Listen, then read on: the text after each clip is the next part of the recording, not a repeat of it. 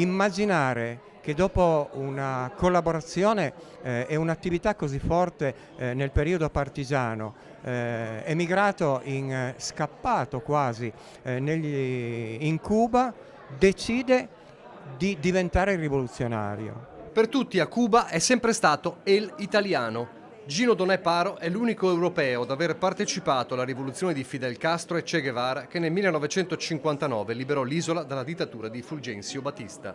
Lui che, già oltre i 30 anni, aveva lasciato l'Italia dopo aver combattuto la guerra partigiana.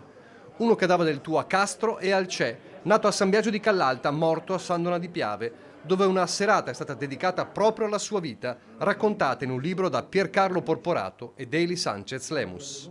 Era una persona quasi schiva, non voleva mai apparire, anche se aveva una storia incredibile. Ci siamo detti, potrebbe essere un soggetto da film.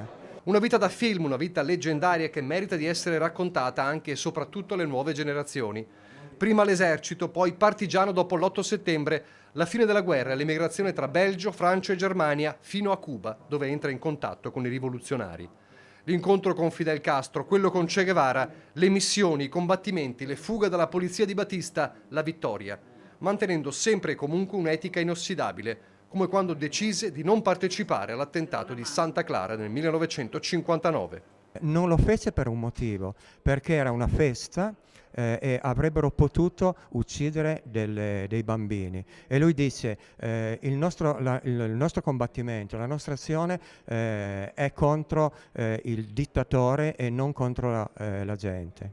Poi di nuovo in Italia, ma con Cuba, un legame mai finito. Più ritorni, l'ultimo nel 2004, poco prima della morte, solennemente decorato per il suo contributo alla lotta.